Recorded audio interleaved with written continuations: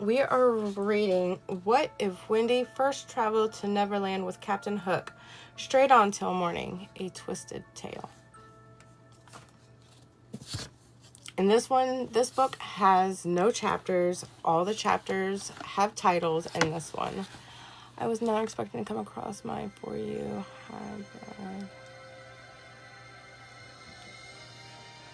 I was not expecting this to come across my For You. Hi, Brad and Wifey says hello. Who?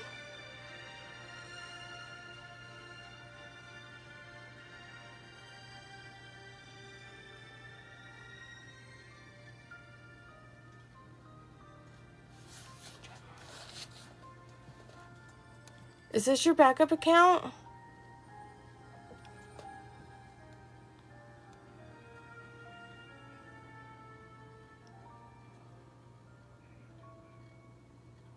Well, it came up as Brad and Wifey says hello since her account got hacked. Okay. Oh, is she gonna make a new one?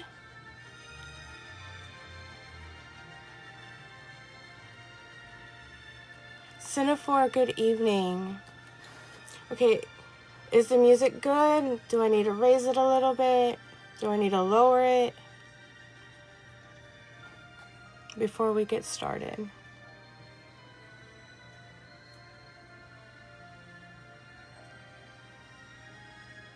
She needs to make a new account.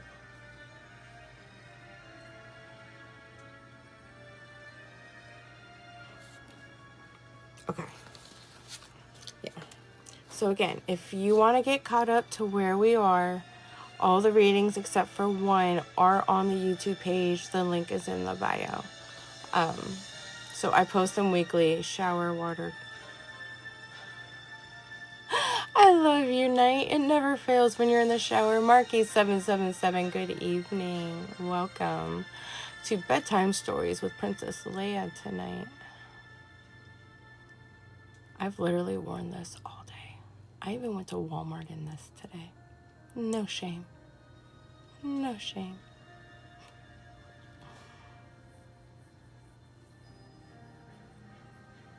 Alistair, good evening.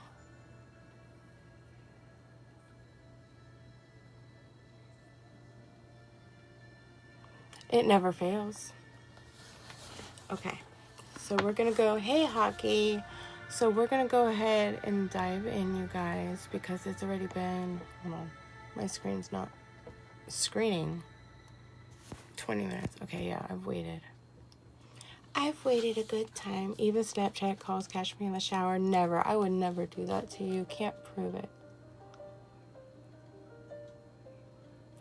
Okay. Gobby74, good evening.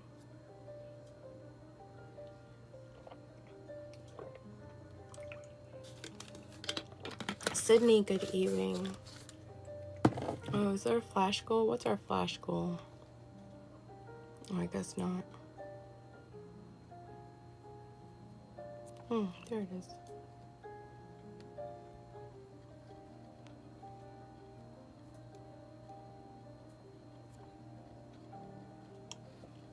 Yes, taps and shares, you guys. Okay. The Lost Boys. Thank you, Super. Wendy followed the ferry as best she could without becoming distracted by the details of the landscape below.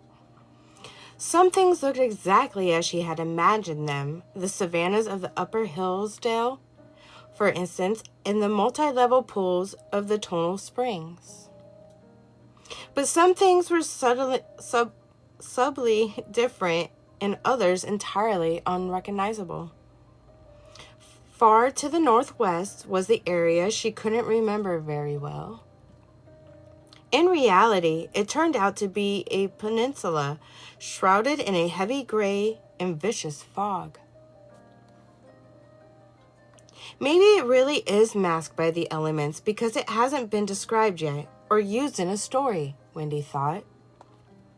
To the south of that was a strange, bulging mound of a hill that was just crying out for an obvious name.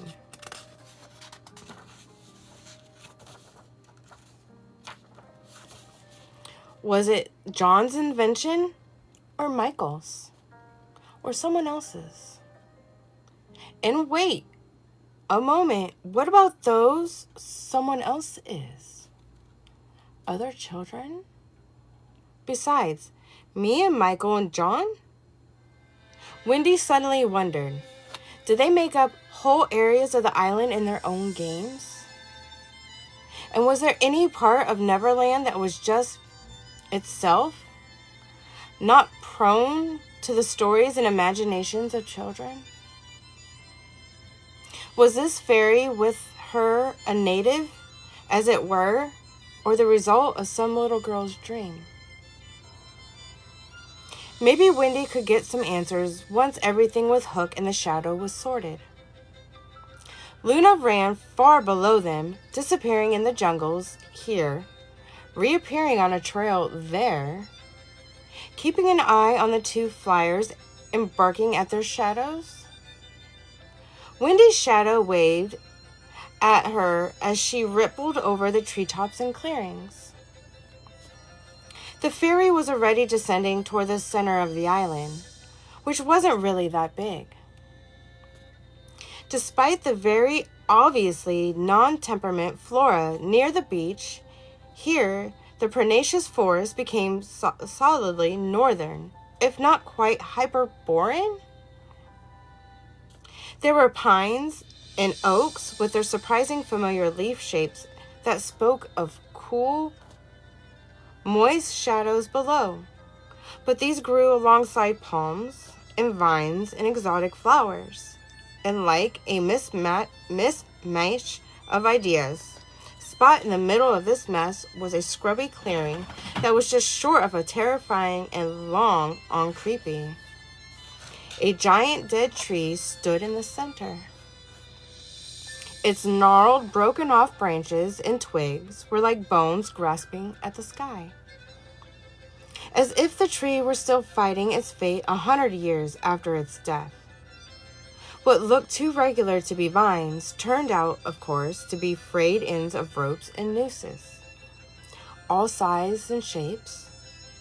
For all sorts of necks, I suppose, Wendy said thoughtfully. The grass and weeds around the tree had been trampled into dry brown dust by unknown activity, standing like sentinels on the cardinal points just outside this circle were other gigantic trees. But these were very much alive, almost too alive. Wendy carefully and slowly lowered herself to the ground, wobbling a bit as she went. She was hoping for a perfect, graceful landing like a Russian ballerina and on point, but had to settle for a mostly on two flat feet stumble. She bowed forward with momentum, managing to catch herself before completely tumbling over. The fairy had disappeared, presumably into the hidden hideout of the Lost Boys. "Luna!" Wendy called. "Luna!" An answering howl came from somewhere downhill and to the south. The wolf was on her way, but still far. "All right, I'll see you in a bit." She made a barefoot circle of the clearing, the weight of her dress now feeling strange as it swished against her legs, catching against the little hairs on her skin. She studied the living trees on the perimeter carefully and was quickly rewarded for her efforts. Giant knots in their trunks had suspicious black cracks around them. Body-shaped holes rose above from their roots with edges that seemed strangely smooth, as if they had been polished by constant use. "They're not actually hidden that well, are they?" she mused. Anyone, not just clever Wendy with an eye and a moment's thought, could tell there was something off and a little too frequented about the area. Did the pirates really never find Peter Pan's hideout? Had they ever actually looked? It brought to mind the idea of when a child plays hide and go seek with his mom excuse me, his mummy and tries not to giggle while posing behind something too small, too adequately camouflaged him. The family dog, for instance, or a small ottoman. Wendy shrugged and primarily stepped through a door feeling just a tad superior. So she was more than a bit aback when the floor fell away mechanically below her, and she tumbled heels over head down a hard and lumpy ramp.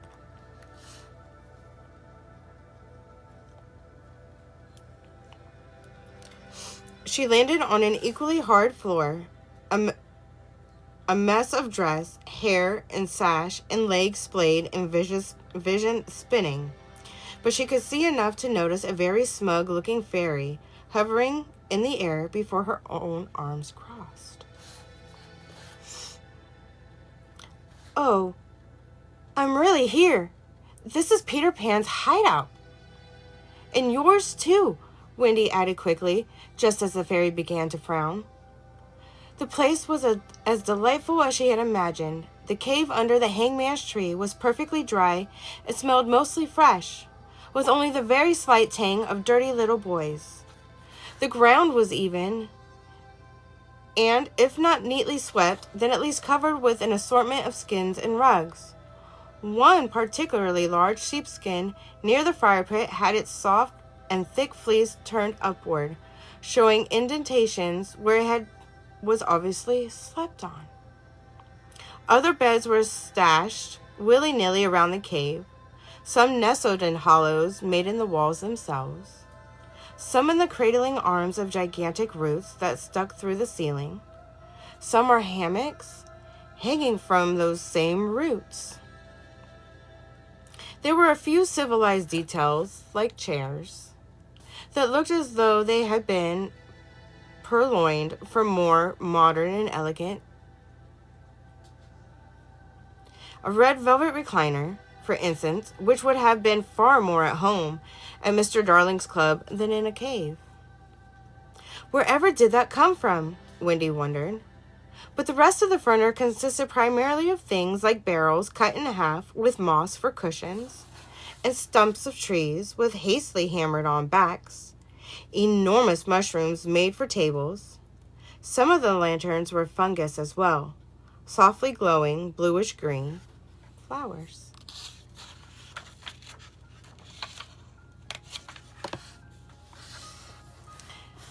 Flowers that spread in delicate clumps just below the ceiling. "John would have just had a field day with those, I'm certain," Wendy said with a smile. One large barrel was placed under the end of a hollowed-out root to collect rainwater. There were shelves and nooks for the few possessions considered precious by the lost boys, piles of gold coins, interesting animal skeletons, shiny crystals, captivating birds and speed pods, also more strange detritus of the civilized world, a hinge, a pipe, a knob from a drawer, a spanner, and even a pocket watch. "Oh, this is all amazing!" Not that it couldn't do with a bit of a woman's touch. A proper cauldron could be hung from a chain above the fire for soups and stews, for instance. The rugs could be beaten out in a bit. There was the wash tub, and the out-of-place ornate old frame that cleverly delinted a window could have used a nice little chintz curtain to keep bright light and prying eyes out. Oh, she could do so much with it. Imagine if it were hers, and all the lost boys, too. She would take care of them, like young pirates. Wendy struggled with that thought. In many of her stories about Neverland, she kept house for Peter and them, much like Snow White, for the dwarves, and they revered her and promised to never leave her, and always brought back the best little trinkets from their adventures. An exquisite tinkling brought her out of her reverie. I don't know where they are, Wendy answered, thinking she had guessed the question. But I'm sure they'll be back soon. With an irritated swoop, the fairy grabbed one of her locks and pulled, flying to the far corner of the cave and forcing Wendy to stumble quickly after to avoid any pain. You don't have to.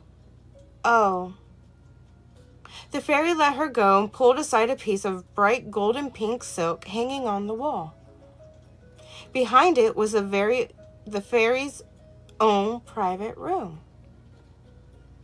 She had a soft bed of bright green moss with several incandescent feathers for counterpane. A shelf mushroom served as an actual shelf, displaying an assortment of dried flowers and pretty gewgaws the fairy had collected. There was a charming little dining table, somewhat bold in irony. It was the cherry but deadly red and white amania. The wide top was set with an acorn cap bowl and a jingle shell charger. In the corner, a beautifully curved, bright green leaf collected drops from somewhere in the ceiling, much like water barrel did. But this was obviously for discreet fairy bathing. An assortment of tiny buds, rough seeds, and spongy moss were arranged neatly on a piece of gray driftwood nearby to aid in cleansing.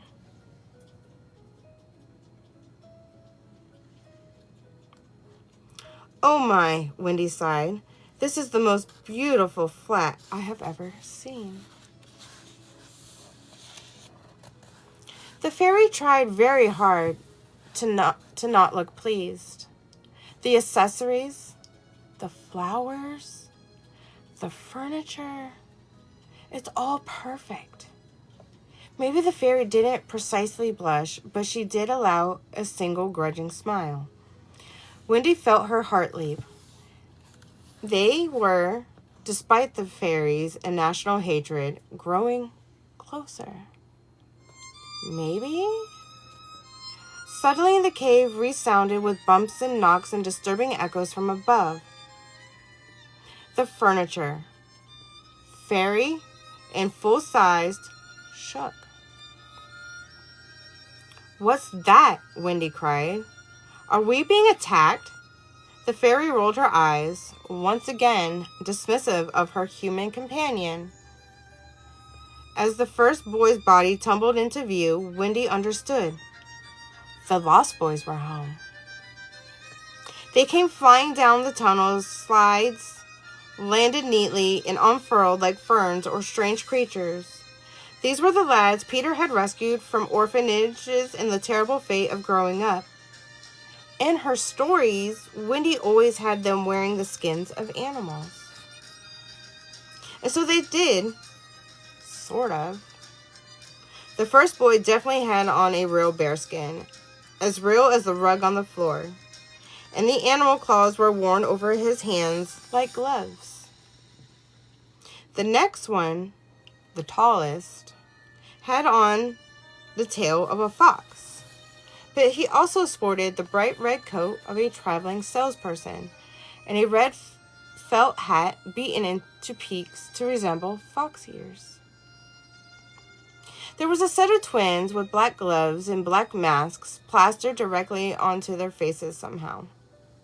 They also had fluffy striped tails affixed to their gray baggy overalls, which they wore with no shirts on underneath.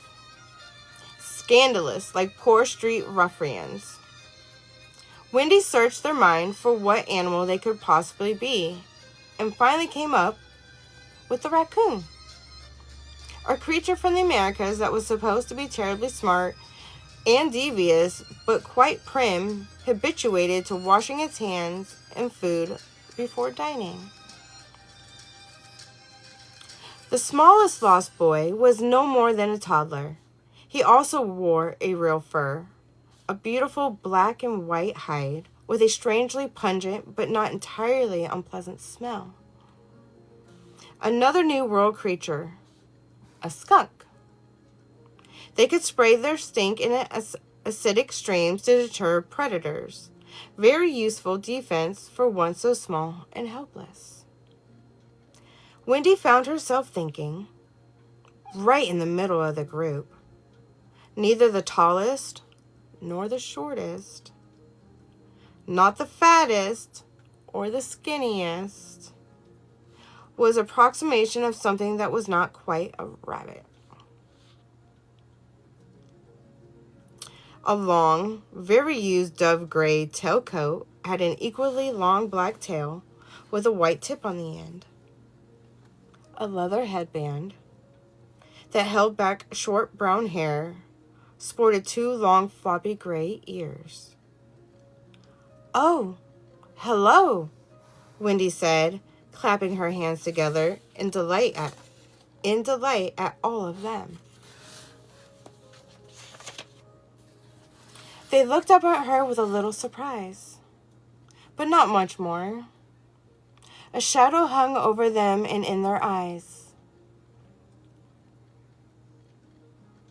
"Who's this?" Tinkerbell, the tall fox, asked. The fairy flew down in between them and tinkled and jangled. "A Wendy? What's a Wendy?" "Oh, she is! The Wendy! I get it!" While Wendy was pleased with this introduction, she felt a little slighted. She had loved fairies, always loved fairies. How come the Lost Boys could understand what the fairy said and she couldn't? And they even knew her name. "Pleased to meet you," Wendy said, very properly holding out her hand. The fox looked at it. "I'm Slightly," he said. He couldn't have been more than 15, but there was something in his eye that seemed both older and younger. "I'm the leader when Peter's not around. This is Skipper." He gestured at the rabbit thing, who looked away. "These are the twins." The 2 raccoons bobbed their heads and grinned. How do you do?" Wendy grinned, charmed by the way they acted in perfect unison. Cubby, the bear, bowed and growled. He pointed at the littlest one, standing next to him. "This is Toodles. He don't talk much. He's a baby, but I mean a fierce baby. Don't scrap him." The skunk had started to look annoyed and sulky, but then smiled broadly, easily lulled by quick thought words of praise. "How do you do?" Wendy said, leaning forward to the little skunk. His smell was actually less offensive than what was coming off of the other ones. She had to resist the urge to crinkle her nose or hide behind a scented glove, which she didn't have anyway.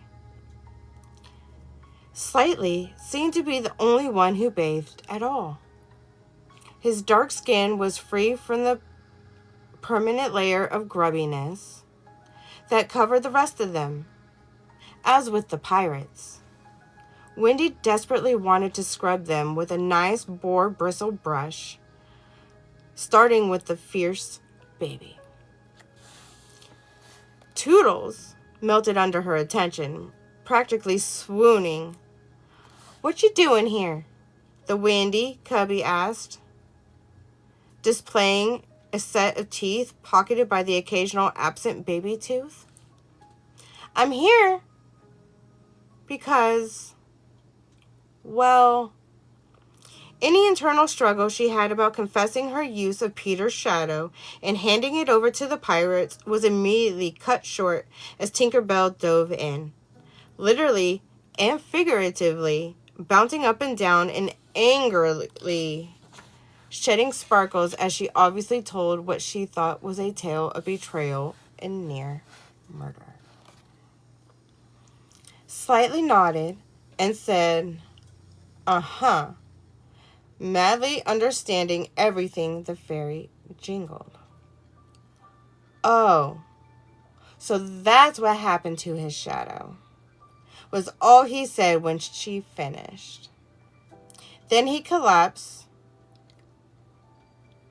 contemplatively onto a giant mushroom chair that bowed a little under his weight. Wendy tried to stave off her anxiety while waiting for his reaction, conclusion, or decision by running her hands through Toodle's wispy hair. Meanwhile, Skipper kept staring at her, unblinkingly, either in awe or disgust.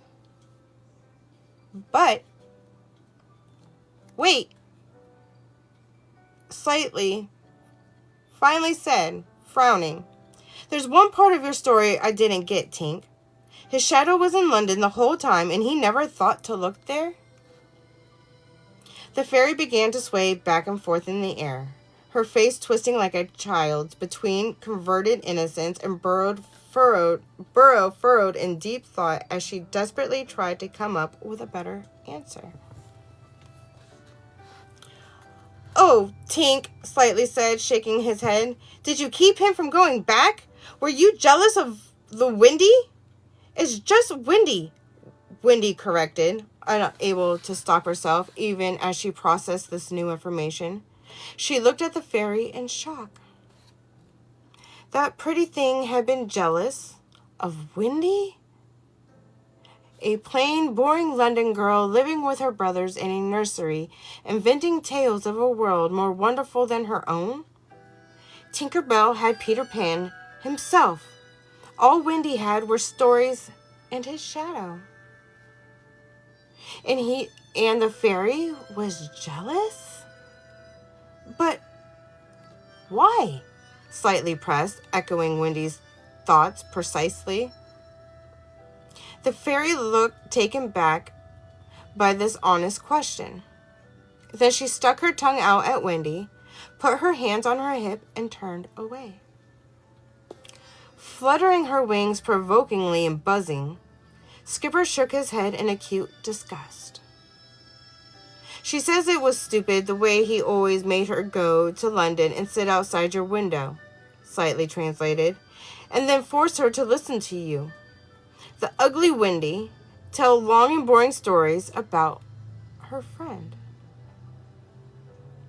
"Oh dear," Wendy said, unable to think of anything else. "That's Tink," the fox boy said with a sigh. "No one gets between her and Peter." "But I wasn't. I didn't. I couldn't even." "Aw, don't worry about it. She'll come around," Cubby said, rolling his eyes. Girls. "Oh, there is so much I must make up for in Neverland. And I haven't been here a day," Wendy cried. "Starting with you lost boys. Slightly, I am deeply sorry for what I have done. Trading in Peter Pan's shadow for passage to Neverland was a base, cowardly thing to do." "What?" Slightly, and all the other lost boys looked at her in surprise. "Why are you sorry? Wasn't no other way you could get here. Grown-ups ain't allowed. Pretty clever, really. Besides, pirates? You know. Hook was the one that tricked you. They're the bad guys. They're always scheming to get Peter." "So you forgive me?" Wendy asked timidly. "I guess it's Peter's got to do that. You should, probably talk to him," Slightly said, but he seemed uncomfortable saying it. He looked over at Skipper, who looked away. What's going on?" Wendy demanded. "Something is going on. You're not telling me." "If it ain't nothing," Skipper murmured. "It's just that no one's really talked to Peter since he lost his shadow," the twins said. "He's been real ornery. Gotten way worse lately," Cubby said, rolling his eyes. "No fun at all. Him and Slightly been going at it." "Going at it?" Wendy asked in shock. "You've been fighting with Peter Pan? Your leader?"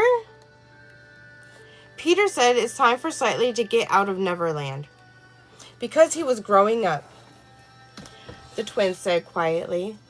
The rest of the Lost Boys looked embarrassed, like it was something they would rather die than reveal to an outsider. Slightly frowned, worked his jaw, rapping his fingers on the table in a nervous anger. He did. He said I was growing up and there weren't no place for me here anymore. But that's unheard of. No one gets kicked out of the Lost Boys. Why? Why did he say that? Was it anything you did at all? The Fox boy shifted in his chair and then suddenly leapt up, going to look out the window. I was just getting sick of it, you know. I've been here the longest, done it all, go hunting, talk to the mermaids, battle the pirates, raid, get raided, tease the Cyclops. It's always the same things. He began to miss things, Cubby whispered. Like it was too awful to mention aloud. He thinks he can remember his mother. He misses beds and hard things and nurses and being indoors all the time, like the twins said in disgust. I don't ever, Slightly swore, spinning around. I don't want any of those things. I want different things. New things. All right, and maybe a bed. So what's wrong with that? I just had some ideas about things we could do, and Peter just laughed at them. You look like a mother, Toodles ventured, tugging on Wendy's skirt. The Lost Boys looked at him in surprise. Oh, why thank you, darling, Wendy said, scooping him up, reminding herself to wash her hands thoroughly as soon as she had a chance. The skunk boy snuggled into her soft chest. So, because of this, he threatened to throw you out? Peter don't like change, Slightly said, scowling. Anything different, unless it's a newer, better game that he thought up, is growing up. And bad. So I'm bad, and I'm growing up. So I have to go. And do all of you agree?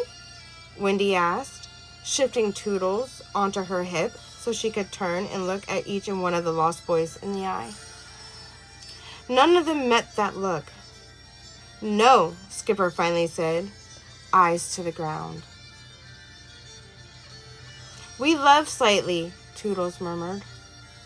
He's all we got when Peter's not around, Cubby said.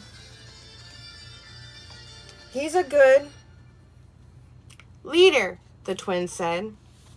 Well, I don't suppose it's entirely up to Peter then, is it? Wendy said. Is he the king of Neverland? No, no one is, Slightly swore. That's the whole point, right? No growing up and no rules and whatever you want and fun all the time. If you want fun, he added thoughtfully, I don't always want fun and don't want freedom. Mean you get to do what you want. At least sometimes. Absolutely correct. Well, all right then. You will stay if you so desire, Wendy said, carefully putting Toodles back down. That's sorted. No one is the boss of you here. That's it? Cubby asked, surprised. Wendy nodded. Why not? It's Neverland. Do as thou will. Isn't that the whole new law all here? Huh? Skipper said thoughtfully. I don't think it's not quite simple, Slightly said. At least not between Peter and me. Well, I don't think there's much I can do here. The two of you will need to work things out on your own, just as I need to apologize to him myself. Tinkerbell and I are actually here trying to find Peter and help him get his shadow back, which may fix his mood a bit and tone down the tension in your little tat for tat.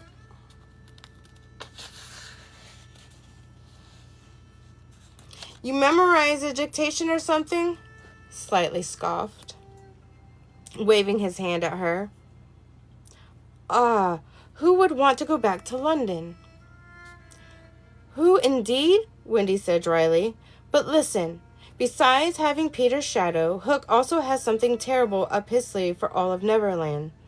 Deadly and rather permanent, as he said. What? Like destroying all of Neverland? Skipper asked. Tinker Bell nodded. But why? Slightly demanded. I have some theories, Wendy said, but I think it's mostly because he's mad. Anyway, we need to stop him, and I don't think we could defeat the pirates on our own. Just the three of us, me and Tinker Bell and Peter. Even with Peter reunited with his shadow, can we count on you? The fairy rolled her eyes and turned her head away with a sniff. Aye, of course, Slightly said, sticking out his chin. Whatever my beef with Peter is, a man needs his shadow. Of course we'll go with him to get the pirates and save Neverland. That's the spirit, Slightly, Cubby cried. We'll show those stupid pirates and that stupid Captain Hook. The twins crowded. Wonderful, Wendy said warmly. Everything was coming together. She had met the lost boys, rallied them to her cause, and now they would come with her, and of course, the fairy. Tinker Bell couldn't object. It could be like trying to resist a cheery force of nature, a goodwill waterfall, once they decided to come along.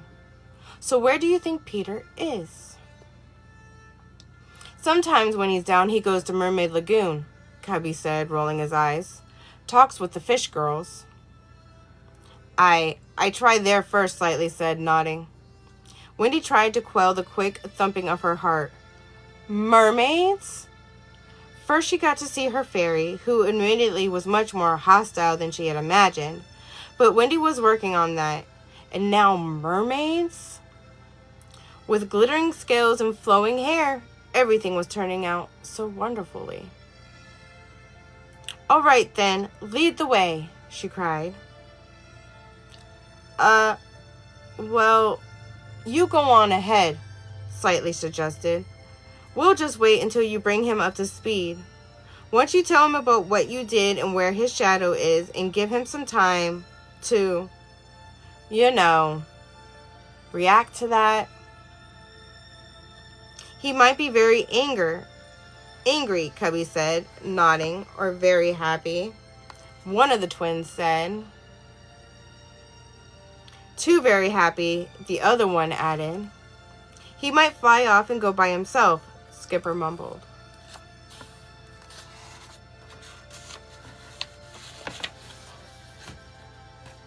Or fly off the handle, right at you. Or Tink. Or Slightly, even. The fox boy nodded. I don't know how he'll take all this news. You tell him. Let him work it out for a bit. I don't want him taking nothing out on me because he ain't got his head on straight. He's sore enough as it is. But together we can convince him or argue with him and be ready to immediately to go get the pirates, Wendy said desperately. Power in numbers. Do as thou will, Slightly quoted back at her. We won't until Peter's all right with all of this and all of us. All of this sounds like a terrible idea, Wendy said, but the little fairy smiled, looking more than a touch smug.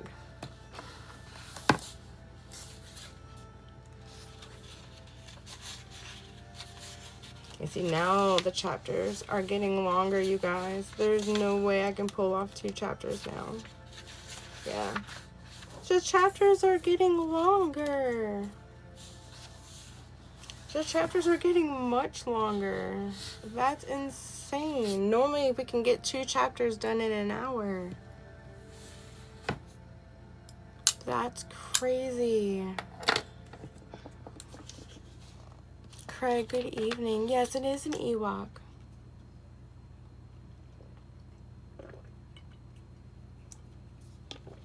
It is.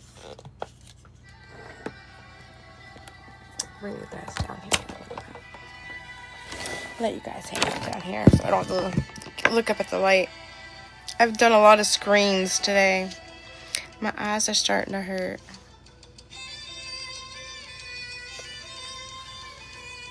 Yeah, but it is an Ewok. But I'm going to open up my boxes for a little bit so we can do adult things before bed.